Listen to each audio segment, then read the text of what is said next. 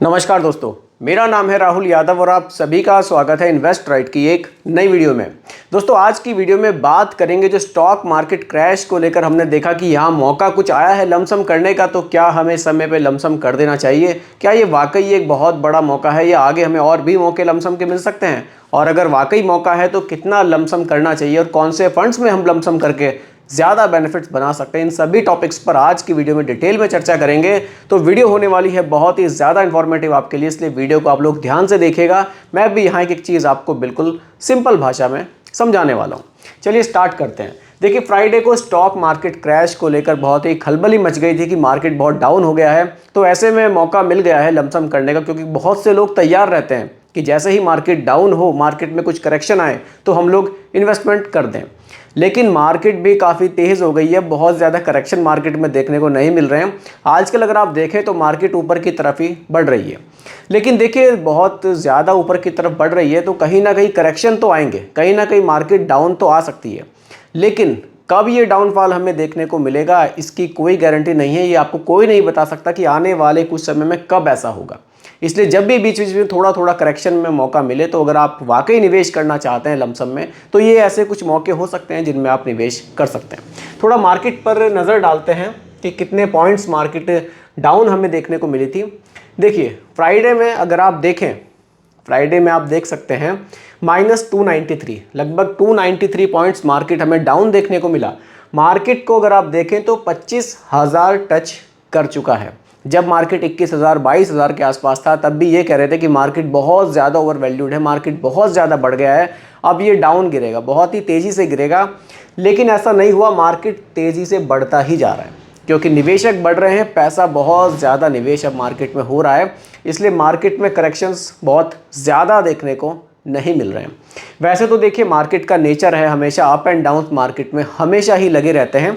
अगर आप एक लंबे समय के लिए निवेश करना चाहते हैं, आप एक ऐसे निवेशक हैं जो लंबे समय में अपनी वेल्थ जनरेट करना चाहते हैं, तो फिर थोड़ा बहुत मार्केट का जो अप डाउन है उससे आपको बहुत ज़्यादा फर्क नहीं पड़ेगा। क्योंकि अगर आप थोड़ा सा लंबे टाइम में देखेंगे, देखिए मैं मार्केट आपको दिखाता हूँ, ये देखिए करेक्शंस आपको हमेशा ही मार्केट में देखने को मिले होंगे। लेकिन अगर आप लंबे समय के लिए निवेश करेंगे, मान लीजिए आपने 2014 में लमसम किया, अभी 2024 है, तो ग्राफ आप देखेंगे तो आपको ऐसे ही बढ़ता हुआ दिखाई देगा। फिर बहुत ज़्यादा जो करेक्शन है इनसे बहुत ज़्यादा फर्क नहीं पड़ेगा। लेकिन अगर आप 1 साल 2 साल 3 साल के लिए पैसा निवेश कर रहे हैं, तब यहाँ बहुत ज़्यादा सोचने की ज़रूरत है कि हमें किस कंडीशन में पैसे को निवेश करना चाहिए। इसलिए म्यूचुअल फंड में तो यही है दोस्तों, अगर आप लोग लंबे समय के लिए निवेश करना चाहते हैं तभी आप आएँ, तभी आप यहाँ से अच्छे रिटर्न्स बनाएंगे, कंपाउंडिंग की पावर आपको मिलेगी, पैसा आपका बहुत तेज़ी से बढ़ेगा जब आप कुछ टाइम तक पैसे को निवेश रखेंगे। सब कुछ समझेंगे, बिल्कुल एक एक चीज़ आपको मैं समझाऊंगा। चलिए अपने टॉपिक पर आते हैं। मार्केट हमने देख ली कि हाँ मार्केट थोड़ी बहुत गिरी थी यहाँ शुक्रवार को। देखिए आगे बढ़ते हैं। देखिए दोस्तों, अगर ये लमसम करने का समय है तो कौन से ऐसे फंड्स हैं जिनमें हम लमसम कर सकते हैं? देखिए यहाँ 3 कैटेगरी मैंने रखी है। आप यहाँ large and mid cap category को देख सकते हैं। यहाँ बेनिफिट ये रहेगा कि आपका पैसा, मैक्सिमम पैसा आपका लार्ज कैप और मिड कैप में ही रहेगा। कितना रहेगा? मिनिमम 35% लार्ज और मिड कैप में रहता है। बाकी फंड मैनेजर इससे 35 से ऊपर भी ले जा सकते हैं और थोड़ा बहुत पैसा यहाँ फंड मैनेजर स्मॉल कैप में भी रखते हैं। तो अच्छा डाइवर्सिफिकेशन इस कैटेगरी में हमें मिल जाता है और ये मिड कैप और स्मॉल कैप के मुकाबले कम वोलेटाइल है। देखिए अच्छी बात यह है कि लार्ज कैप भी है यहाँ पर, तो लार्ज कैप की स्टेबिलिटी हमें मिलेगी और मिड कैप के जो रिटर्न्स हैं, क्योंकि मिड कैप में जो रिटर्न्स हैं वो तेज़ी से मिलते हैं, वो भी हमें देखने को मिलेंगे। इसलिए कॉम्बिनेशन बहुत अच्छा है। अगली कैटेगरी फ्लेक्सी कैप आ जाती है दोस्तों। फ्लेक्सी कैप में तो फ्लेक्सिबिलिटी है काफ़ी फंड मैनेजर के पास, वो चाहे तो लार्ज कैप में एलोकेशन बढ़ा लें, चाहे तो मिड कैप में बढ़ा लें, चाहे तो स्मॉल कैप में बढ़ा लें। ये फंड मैनेजर के डिसीजन पर टोटली कैटेगरी डिपेंड करती है कि वो हमारे पैसे को किस तरफ ले जाते हैं। मार्केट कंडीशन को देखते हुए फंड मैनेजर डिसीजन लेते हैं कि अभी लार्ज कैप में एलोकेशन बढ़ाना चाहिए या फिर मिड कैप में बढ़ाना चाहिए। अगली कैटेगरी दोस्तों मिड कैप मैंने यहाँ रखी है। अब मिड कैप में बेनिफिट ये है निवेश करने का कि यहाँ मैक्सिमम पैसा आपका मिड कैप में रहेगा। अब मिड कैप में वो कंपनी आएंगी जो रैंकिंग वाइज आप देखेंगे तो 101 से स्टार्ट हो जाएंगी और 250 तक जाएंगी। मिड कैप भी बहुत अच्छी कैटेगरी है। अगर आप लंबे समय के लिए निवेश करना चाहते हैं तो मिड कैप से जो रिटर्न्स हैं आपको वो काफ़ी बढ़िया देखने को मिल सकते हैं। चलिए एक एक करके तीनों कैटेगरी के कुछ फंड्स मैं आपको यहाँ दिखाऊंगा कि किनके रिटर्न्स कैसे रहे हैं, लेकिन रिकमेंडेशन बिल्कुल भी नहीं रहेगी। आप ज़रूरी नहीं है कि इन्हीं फंड्स में निवेश करें, आप अपने किसी फाइनेंशियल एडवाइज़र से सलाह लेकर निवेश करें तो आपके लिए ज़्यादा सही रहेगा। मैं केवल एजुकेशनल पर्पस ये चीज़ें आपको दिखा रहा हूँ कि हाँ, इन फंड्स के रिटर्न कैसे रहे हैं पास्ट में, क्योंकि देखिए पास्ट के जो रिटर्न्स हैं वो कभी भी फ्यूचर के रिटर्न्स की गारंटी तो नहीं हो सकती। रिटर्न्स इससे ज़्यादा भी आपको मिल सकते हैं और इससे कम भी मिल सकते हैं। देखिए पहला फंड है कोटक इक्विटी अपॉर्चुनिटीज़ फंड। अब ये fund large and mid cap category का एक फंड है। फंड बहुत ही ज़बरदस्त है। फंड साइज अगर आप देखेंगे वो भी बहुत बड़ा है, काफ़ी पैसा लोगों ने इस फंड में निवेश किया है। अब ज़्यादा पैसा लोगों ने इस फंड में निवेश क्यों किया है? कारण है इसके रिटर्न्स बहुत अच्छे हैं, होल्डिंग्स बहुत अच्छी है। फंड मैनेजर ने काफ़ी फोकस यहाँ होल्डिंग्स पर रखा है कि किस कैटेगरी में मुझे, किस सेक्टर में मुझे पैसा निवेश करना चाहिए ताकि इन्वेस्टर्स को रिटर्न्स अच्छे दिए जा सकें। देखिए डाइवर्सिफिकेशन देखिए थोड़ा सा पैसे का। लार्ज कैप में देखिए मैंने आपको बताया था लार्ज और मिड कैप में ना मिनिमम 35 तो रखना ही है, तो यहाँ लार्ज कैप में इन्होंने एलोकेशन बढ़ाया है, 53.2% है, यानी कि 50% से ज़्यादा पैसा तो आपका टॉप 100 कंपनीज़ में ही निवेश हो जाएगा, इसलिए रिस्क यहाँ ऑटोमेटिकली थोड़ा सा घट जाएगा। बाकी मिड कैप में भी इन्होंने 40.8% रखा है और स्मॉल कैप में केवल 5% पैसा यहाँ रखा गया है। इसलिए ये फंड लमसम के लिए इस कैटेगरी में एक अच्छा ऑप्शन है, क्योंकि यहाँ ज़्यादा पैसा आपका लार्ज कैप में ही रखा जा रहा है। अब देखिए लार्ज कैप में ज़्यादा पैसा रखने से क्या होगा, रिटर्न्स हालांकि थोड़ा सा 1-2% आपको कम देखने को मिल सकते हैं, लेकिन आपके थोड़ा सा रिटर्न्स में स्टेबिलिटी मिलेगी। ऐसा नहीं है कि मार्केट में कुछ करेक्शन आया तो आपके रिटर्न्स बहुत ज़्यादा गिर गए। ज़्यादा रिटर्न्स कब गिरेंगे? जब स्मॉल कैप में ज़्यादा निवेश रहेगा।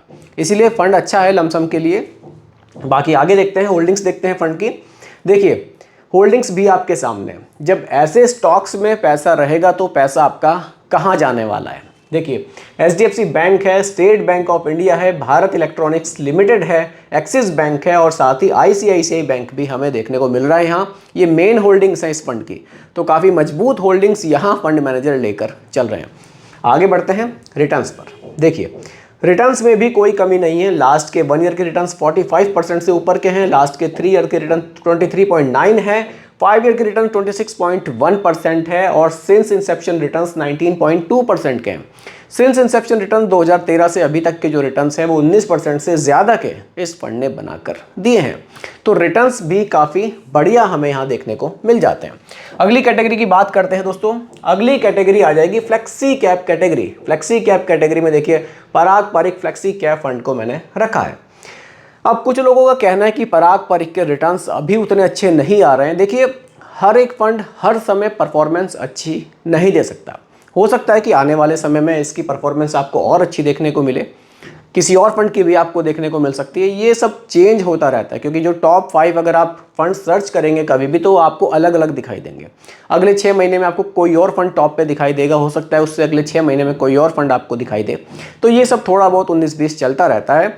मेन चीज़ है कंसिस्टेंसी। किस फंड में जो रिटर्न्स हैं वो हमें कंसिस्टेंसी के साथ देखने को मिलते हैं।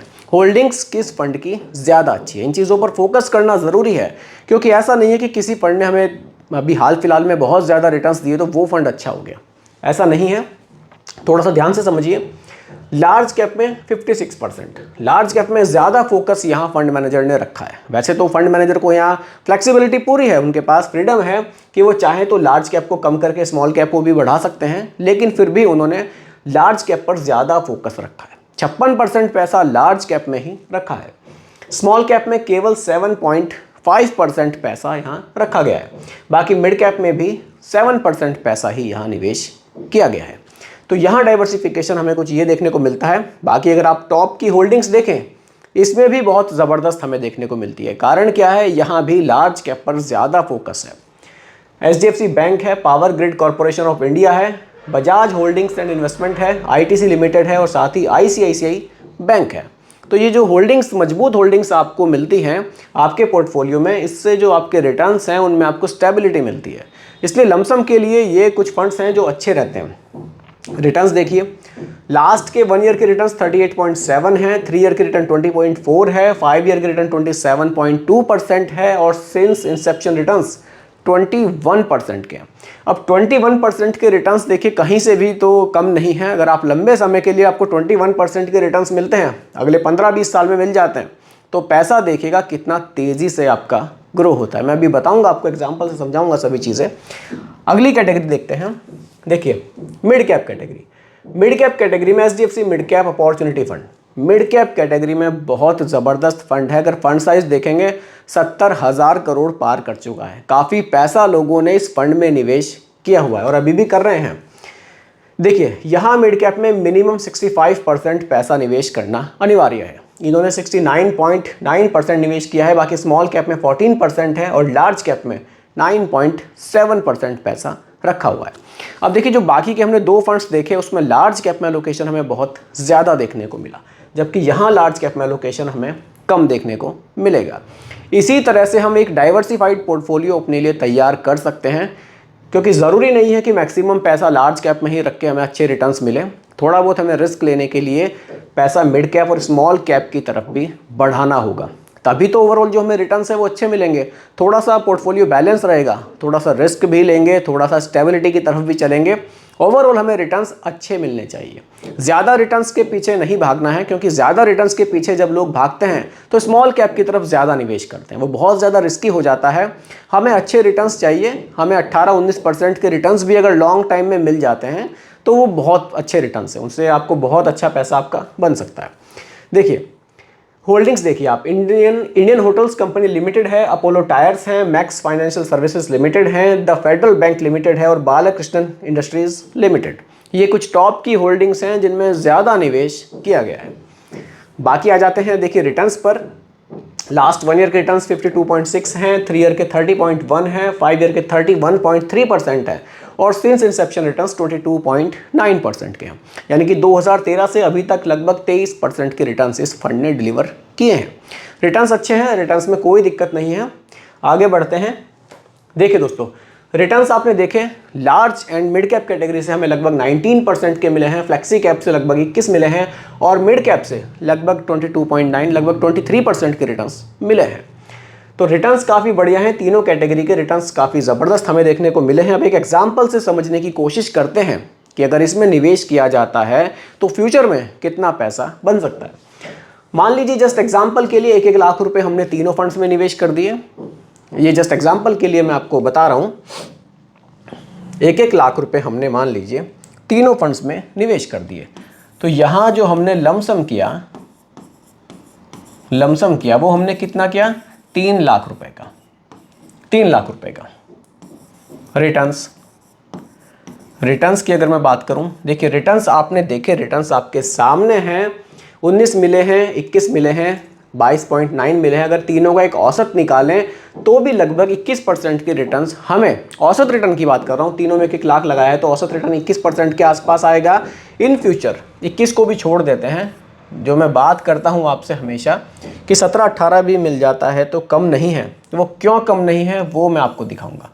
मान लीजिए 18 ही मिलता है, क्योंकि रिटर्न्स तो फिक्स नहीं होते, तो हम थोड़ा कम करके कैलकुलेशन करते हैं। मान लीजिए हमें 18 ही मिल जाते हैं और ड्यूरेशन हम इसको अगले 20 साल के लिए निवेश करके छोड़ देते हैं, क्योंकि देखिए लमसम में तो वही पैसा हमें इन्वेस्ट करना चाहिए जिस पैसे की हमें अगले 10, 15, 20 साल ज़रूरत ही नहीं है, उसे हमें विड्रॉल ना करना पड़े बहुत जल्दी, नहीं तो बेहतर रिटर्न्स नहीं मिलेंगे।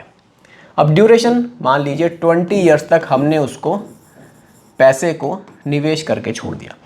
आफ्टर 20 ईयर्स क्या वैल्यू रह जाएगी पैसे की 20 साल के बाद? इसके लिए लमसम कैलकुलेटर का यूज़ करेंगे, लाइव आपको दिखाने की कोशिश करूंगा। चलिए लमसम कैलकुलेटर देखिए, इन्वेस्टमेंट है जो हमारा 3 लाख रुपए का है।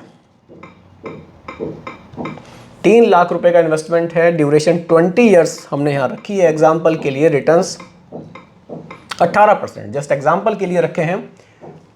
कैलकुलेशन करते हैं, देखिए कैलकुलेशन करते हैं। देखिए टोटल निवेश हो जाएगा 3 लाख रुपए का, ड्यूरेशन यहाँ 20 ईयर्स की रखी है और अगर हमें 18% के रिटर्न्स मिलते हैं तो टोटल निवेश 3 लाख रुपए का है। इसकी जो फाइनल वैल्यू है 20 साल के बाद लगभग 82 लाख रुपए की हमें देखने को मिल सकती है। देखिए कंपाउंडिंग कैसे काम करती है। 20 साल में कितनी वैल्यू थी? 82 लाख रुपए। अब इसको 5 साल बढ़ा देते हैं, अगर हम इसको 25 साल तक छोड़ देते हैं तो 1.88 करोड़ रुपए की वैल्यू हमें देखने को मिल सकती है। यानी कि 3 लाख रुपए का निवेश हमें लगभग 2 करोड़ रुपए भी बनाकर दे सकता है। रिटर्न्स मैंने 18% रखे हैं एग्जाम्पल के लिए। ये कैलकुलेशन आपको समझाने के लिए की गई है कि अगर हमें इतने रिटर्न्स मिलते हैं तो पैसा कितना बढ़ता है।